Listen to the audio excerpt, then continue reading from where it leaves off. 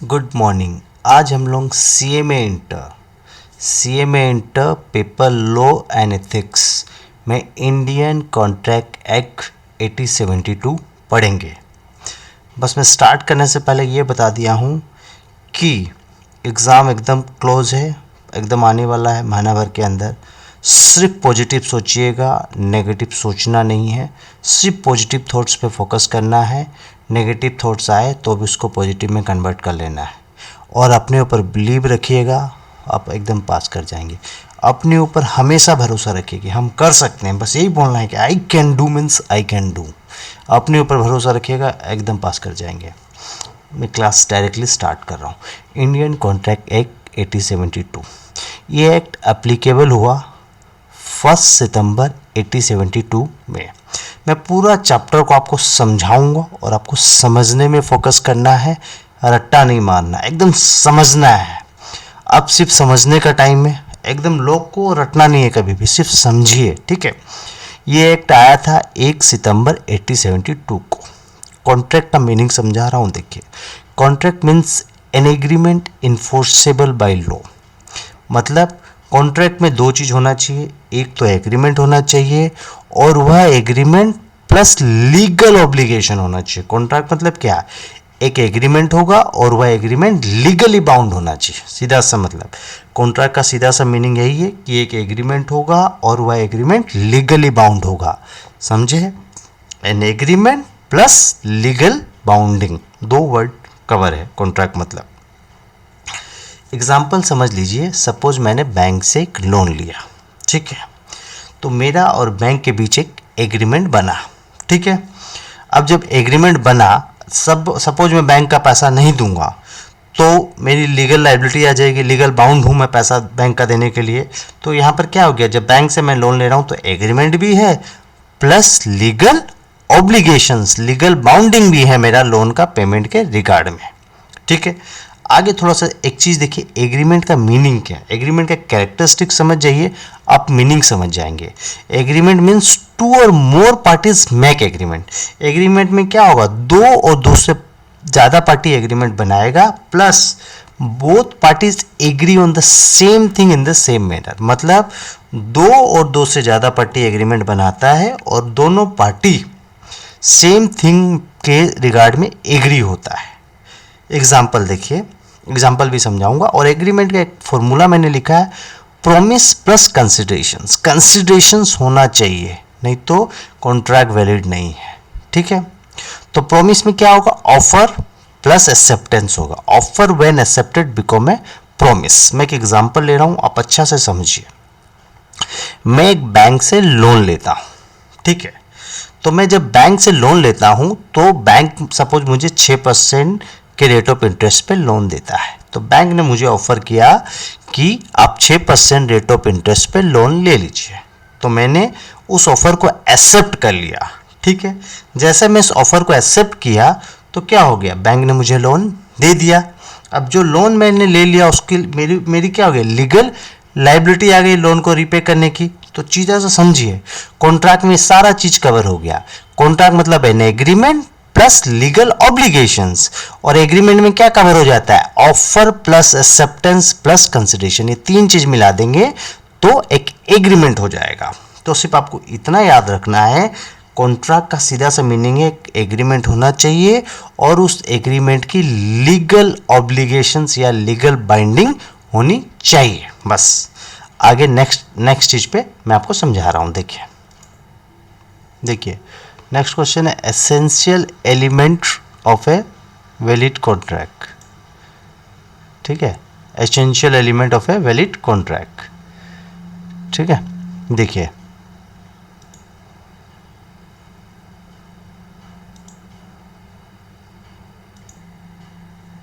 देखिए essential element of a valid contract. एक contract को वैलिड करने के लिए क्या क्या चीज़ का ज़रूरत होता है।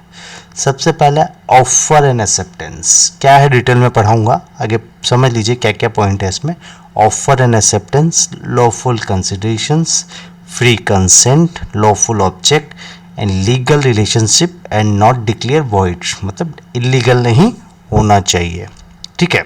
तो देखिए, सबसे पहले पढ़ेंगे अपने ऑफर एंड एक्सेप्टेंस। ऑफर क्या होता है? देखिए, ऑफर मतलब होता है proposal by one party to another party to enter into a legal agreement. एक पार्टी दूसरा पार्टी को एक प्रपोजल देगा, एक ऑफर देगा कि आप लीगल एग्रीमेंट में इंटर हो जाओ। जैसे बैंक्स मेरे को दे रहा है कि 6% रेट ऑफ इंटरेस्ट पे लोन का प्रपोजल दे रहा है। मैं चाहूँगा तो प्रपोजल को एक्सेप्ट करूँगा, मैं चाहूँगा तो नहीं करूँगा। तो प्रपोजल बाय वन पार्टी मतलब बैंक एक पार्टी और दूसरा पार्टी मैं हूँ, ठीक है। तो proposal by one party to another party to enter into a legal agreement, उसको बोलते हैं ऑफर। एक essential of valid offer. Valid offer के लिए क्या क्या चीज़ जरूरी है, ठीक है। ऑफर मतलब समझ में आ गया, प्रपोजल, एक पार्टी दूसरा पार्टी को एक प्रपोजल देगा एक लीगल एग्रीमेंट का इंटर करने के लिए। एक पार्टी दूसरा पार्टी को एक प्रपोजल देगा, उसी को ऑफर बोलते हैं। और एक ऑफर का रिक्वायरमेंट क्या क्या है देखिए, इट मस्ट बी कम्युनिकेटेड। एक जो है, एक पार्टी दूसरा पार्टी को वो चीज़ को कम्युनिकेट करेगा, बताएगा।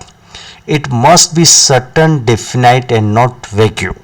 मतलब ऑफर हमेशा एकदम क्लियर होना चाहिए, सर्टन होना चाहिए, डेफिनाइट एकदम क्लियरली, जो टर्म्स एंड कंडीशन है ऑफर का एकदम क्लियर होना चाहिए, अनक्लियर नहीं होना चाहिए। और it may be express and implied. Offer express माने रिटर्न फॉर्म में भी हो सकता है और इम्प्लाइड भी हो सकता है। It may B general.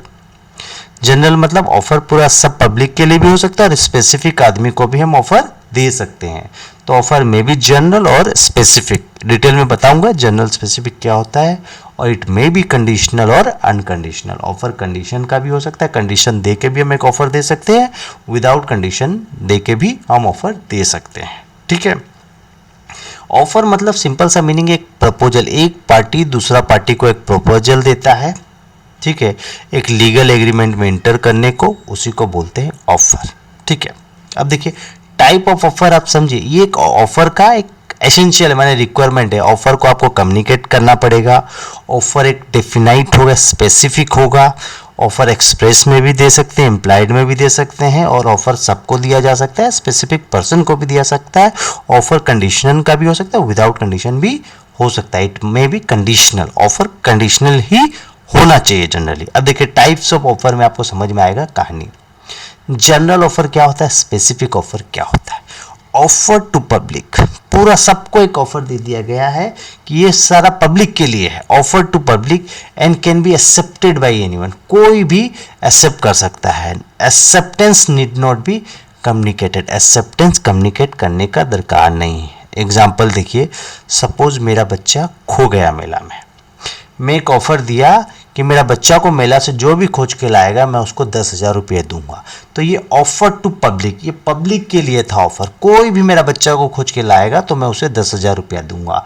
तो ये जनरल पब्लिक के लिए ऑफर, तो इसको बोलते हैं जनरल ऑफर। एक स्पेसिफिक ऑफर, स्पेसिफिक ऑफर होता है मैं एक पार्टिकुलर आदमी को ही बोला, मिस्टर एक्स को ही मैं बोला कि तुम्हारे लिए ऑफर है, तुम यदि मुझसे लोन लोगे तो मैं इसको तुमको 7% रेट ऑफ इंटरेस्ट में दे दूंगा क्योंकि तुम्हारा सिविल अच्छा है। बैंक ने स्पेसिफिक ऑफर दिया पार्टिकुलर पर्सन को, तो ये होता है offer to a particular person. But इस स्पेसिफिक ऑफर में एक्सेप्टेंस बाय हिम, वो आदमी उसको एक्सेप्ट करेगा तभी माना जाएगा, ठीक है। Plus acceptance need to be communicated, और वो आदमी उस चीज को कम्युनिकेट करेगा। जनरल ऑफर में एक्सेप्टेंस कम्युनिकेट करने का दरकार नहीं है, ठीक है। लेकिन स्पेसिफिक ऑफर में जो आदमी उसको एक्सेप्ट कर रहा है वो आदमी को कंफर्म करेगा कि मैं आपका ऑफर एक्सेप्ट कर रहा हूं। Counter offer, modifications by offeree in original offer.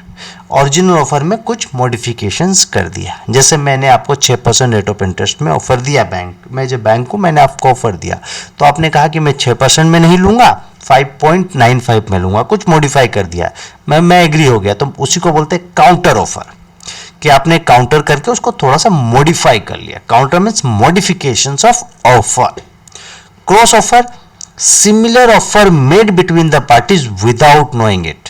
आपको भी 6% रेट ऑफ इंटरेस्ट में लोन चाहिए, मैं भी 6% रेट ऑफ इंटरेस्ट में देना चाहता हूं, तो दोनों एक दूसरे को जानते नहीं है, दोनों एक साथ ऑफर दे दिए तो काउंटर ऑफर हो गया। मतलब एक ही ऑफर को दोनों दे रहे हैं, उसको बोलते हैं क्रॉस ऑफर। सिमिलर ऑफर मतलब सेम ऑफर मेड होगा between the parties without knowing it. And standing offer मतलब offer remain open for acceptance over a period of time. मैंने आपको 7% रेट ऑफ इंटरेस्ट पे लोन दिया और 3 महीना तक मैंने कहा कि आप इसको एक्सेप्ट कर सकते हैं, तो ये क्या है, आपके लिए ओपन था 3 महीना तक, इसी को बोलते हैं स्टैंडिंग ऑफर। ठीक है, अब नेक्स्ट आएगी एक्सेप्टेंस। चीजों को समझिए, ऑफर मतलब एक प्रपोजल, एक आदमी दूसरा आदमी को प्रपोजल दे रहा है, उसके बेसिस में एक एग्रीमेंट बनेगा, उसके बेसिस में एक लीगल एग्रीमेंट बनेगा। तो बेसिकली ऑफर मतलब समझ में आएगा, एक प्रपोजल, एक आदमी ने दूसरा आदमी को प्रपोजल दिया, उसी को बोलते हैं ऑफर। और एक्सेप्टेंस मतलब it means giving consent to the offer. आपने मुझे ऑफर दिया, उस ऑफर को मैं एग्री कर रहा हूं, उसके रिगार्ड में मैं कंसेंट दे रहा हूं, उसी को बोलते हैं acceptance. It means giving consent to the offer के रिगार्ड में कंसेंट देने को ही एक्सेप्टेंस बोलते हैं। मैं आपको ऑफर को एक्सेप्ट कर रहा हूं, बैंक ने मुझे 6% रेट ऑफ इंटरेस्ट पे लोन दिया, मैं उसे एक्सेप्ट किया उस लोन को, तो it must be communicated to the offer. मैं बैंक को बताऊंगा मैंने आपको ऑफर एक्सेप्ट कर लिया, तो ये कम्युनिकेट किया जाएगा ऑफरर को। It must B absolute without any condition, इसमें कोई कंडीशन नहीं होता एक्सेप्टेंस में। एक्सेप्टेंस में आप कोई कंडीशन नहीं लगा सकते, ऑफर में आप कंडीशन लगा सकते हो, एक्सेप्टेंस में नहीं लगा सकते। आपको सिर्फ कंफर्म करना है कि मैंने एक्सेप्ट कर लिया। It must be given without reasonable time. ठीक है, it must be given with in, इसके लिए कुछ आपको टाइम देना पड़ेगा, विद इन रीजनेबल टाइम होना चाहिए। देखिए अब आ गया नेक्स्ट, कंसिडरेशंस। ठीक है, ध्यान से सुनिएगा, कंसिडरेशंस क्या चीज़ होता है, ध्यान से समझिए कंसिडरेशंस होता क्या है। ठीक है, कंसिडरेशंस मीन्स होता है something in return. Something in return मतलब सपोज आप किसी का ऑफर एक्सेप्ट कर रहे हो, उसके रिगार्ड में आपको कुछ देना पड़ेगा रिटर्न में। सपोज मैं आपको घर बेच रहा हूं, तो आप मुझसे घर खरीद रहे हो, तो घर के रिगार्ड में आपको कुछ पेमेंट करना पड़ेगा, समथिंग इन रिटर्न। जैसे आप बैंक से लोन ले रहे हो, तो लोन ले रहे हो तो लोन पे रेट ऑफ इंटरेस्ट देना पड़ेगा, सो समथिंग इन रिटर्न, उस ऑफर के बदले आपको कुछ देना पड़ेगा रिटर्न में। ठीक है, उसी को बोलते हैं consideration, something in return. Consideration is the price for the contract. जो हम लोग के बीच, दो पार्टी के बीच जो कॉन्ट्रैक्ट बन रहा है, उसका एक प्राइस जो पेमेंट होता है, उसी को कंसिडरेशन बोलते हैं। Consideration is the essential component of a valid contract. Valid contract, एक कॉन्ट्रैक्ट तभी वैलिड होगा जब उसमें कंसिडरेशन इन्वॉल्व होगा। ए और बी के बीच एक कॉन्ट्रैक्ट होता है घर बेचने का, तो बी उसको घर बेचने का पैसा देगा, तब उसको बोलते हैं वैलिड कॉन्ट्रैक्ट। तो कॉन्ट्रैक्ट तभी वैलिड होगा जब उसमें कंसिडरेशंस होगा। अब देखिए कंसिडरेशंस का कैरेक्टरिस्टिक क्या है, it must be legal. Consideration हमेशा लीगल कंसिडरेशंस होना चाहिए। समथिंग इन रिटर्न, ये आपको पता है, it must be real and competent. Competent means होता है वैल्यूएबल। जैसे आप टीचर से आप सर्विस ले रहे हो, तो उसके रिगार्ड में आप कुछ उसको फीस दोगे, अब वो खाली उनका रेस्पेक्ट करोगे, तो ये कॉम्पोटेंट नहीं होगा, माने वैल्यूएबल होना चाहिए। It must not be unlawful और इलीगल नहीं होना चाहिए consideration. Consideration past, present and future का भी हो सकता है, कोई इशू नहीं है। It move at the desire of promisor. Promisor का डिजायर के हिसाब से मूव हो सकता है। और एक लाइन लिखा, it's move from one person to another person. क्या होगा, चीज को समझिए। मैं आपसे पैसा पाता हूं, ए और बी के बीच एग्रीमेंट हुआ घर को बेचने का, चीज को समझिए। तो बी बोलता है, ए बी से पैसा पाएगा घर बेचने के रिगार्ड में, तो ए बोल सकता है कि आप मेरे रिगार्ड में आप सी को दे दो। मतलब मैं बी से पैसा पाता हूं और मैं बी को बोल दूंगा कि आप सी को मेरे बिहाफ में पेमेंट दे दो, तो भी चलेगा। कंसिडरेशन मूव ऑन हो सकता है। It's move at the desire of the promisor. जो पैसा पाता है उसके डिजायर के हिसाब से अपने मूव ऑन कर सकते हो, वो किसी XYZ को भी पैसा दिला सकता है। एग्जाम्पल देखिए, एग्जाम में केस लो आया हुआ है, उसमें बोला गया है कि एक ओल्ड लेडी अपने बेटी के नाम पे घर ट्रांसफर कर देती है और बेटी को बोलती है कि इस घर का जो भी रेंट होगा आप मेरे अपने मामा को दे देना। तो लेडी क्या करती है कि मामा को पैसा देती ही नहीं, 1 महीना देके बंद कर देती है, तो मामा जी उस पर केस कर देते हैं और जीत जाते हैं। तो एक कंसिडरेशंस मूव ऑन हो सकता है एक आदमी से दूसरा आदमी के पास। माँ अपना कंसिडरेशंस अपने भाई के पास ट्रांसफर कर सकती है। It must be adequate oblique inadequate. Consideration adequate भी हो सकता है, इनएडुकेट भी हो सकता है। जैसे मैं 50 लाख का फ्लैट 10 लाख में भी बेच सकता हूँ और मैं 100 लाख में भी बेच सकता हूँ। मैं 10 रुपये का पेन 1 रुपये में भी बेच सकता हूँ। उसका एडुकेट भी हो सकता है, कंसिडरेशंस का कोई लिमिट नहीं है। एडुकेट भी हो सकता है, अनएडुकेट भी हो सकता है। ठीक है, अब देखिए इसका जो रूल है, exceptions to the rule, no consideration no contract. Contract का सीधा फंडा है, यदि कंसिडरेशंस नहीं होगा तो कॉन्ट्रैक्ट नहीं होगा, लेकिन इसका कुछ रूल्स एक्सेप्शंस है, उस एक्सेप्शन को समझिए। बोलता है property transfer for natural love and affections, property given to relatives या फादर गिव्स, पापा अपने बेटे के नाम पे प्रॉपर्टी ट्रांसफर कर देता है, पापा अपने बेटे के नाम पे प्रॉपर्टी ट्रांसफर कर देता है। चीज को समझिए, ठीक है, ठीक है, ध्यान से सुनिए।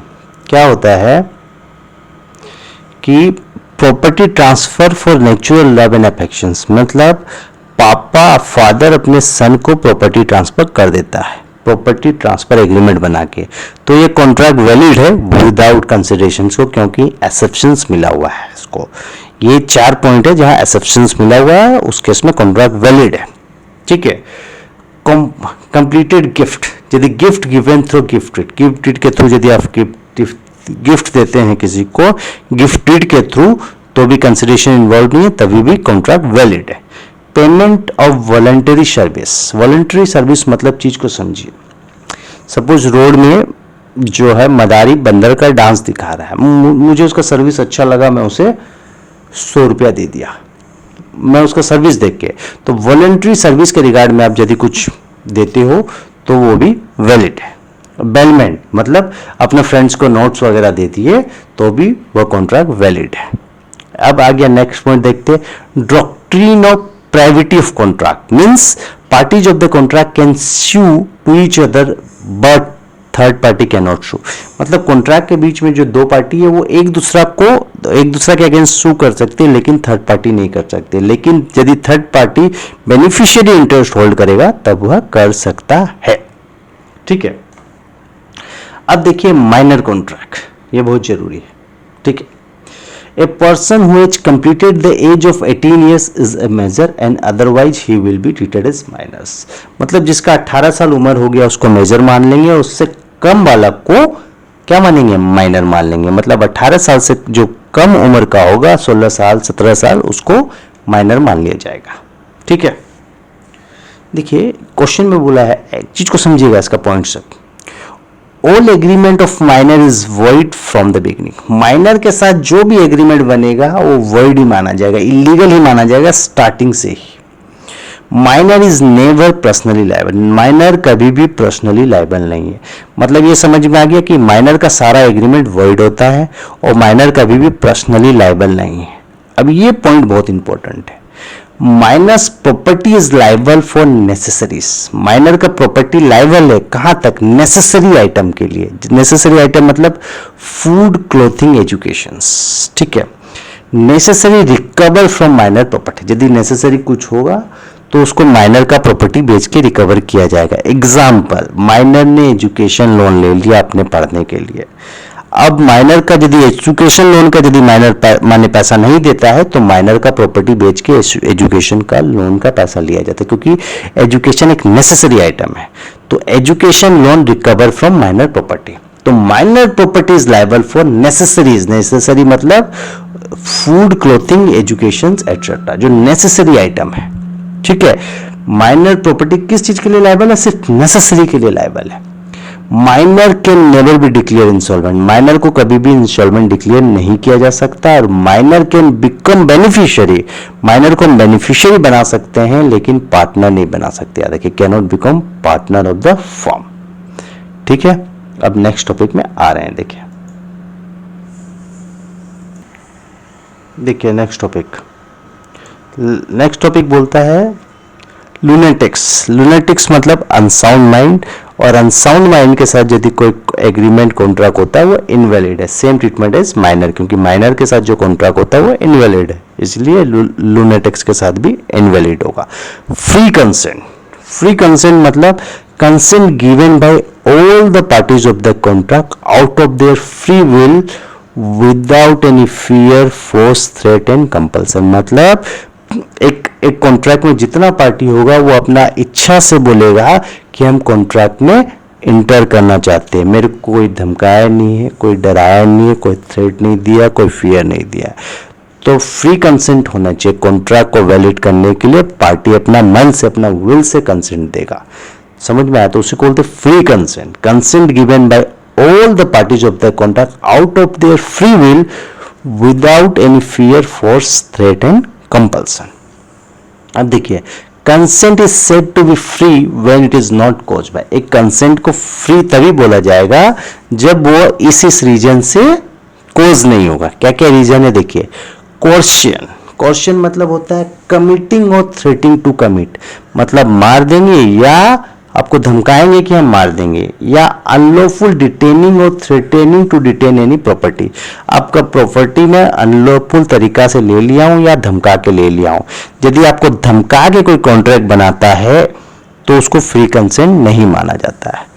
अनड्यू इन्फ्लुएंस, अनड्यू इन्फ्लुएंस मतलब होता है superior party use his dominant position to control small party, मतलब एक बड़ा पार्टी, एक पैसा वाला है, एक गरीब को डरा धमका के कॉन्ट्रैक्ट में साइन करा रहा है, तो उसको बोलते हैं अनड्यू इन्फ्लुएंस, मतलब अपना डोमिनेंट पोजीशन का यूज करके आपको कॉन्ट्रैक्ट में इंटर किया है। तो यदि अनड्यू इन्फ्लुएंस होगा तो वह कॉन्ट्रैक्ट वैलिड नहीं होगा।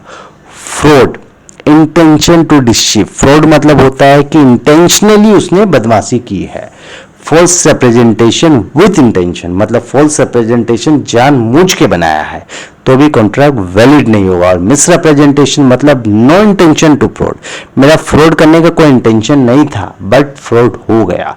फॉल्स रिप्रेजेंटेशन, मेरा इंटेंशन नहीं था लेकिन गलती से हो गया, एरर हो गया, तो उसको बोलते हैं मिस रिप्रेजेंटेशन। और मिस्टेक होता है, मिस्टेक भी हो गया तो कॉन्ट्रैक्ट वैलिड नहीं है। और mistake of law is not allow, यदि लॉ का कोई मिस्टेक होगा तो कॉन्ट्रैक्ट वैलिड है, और यदि मिस्टेक ऑफ फैक्ट होगा तब कॉन्ट्रैक्ट वॉइड है।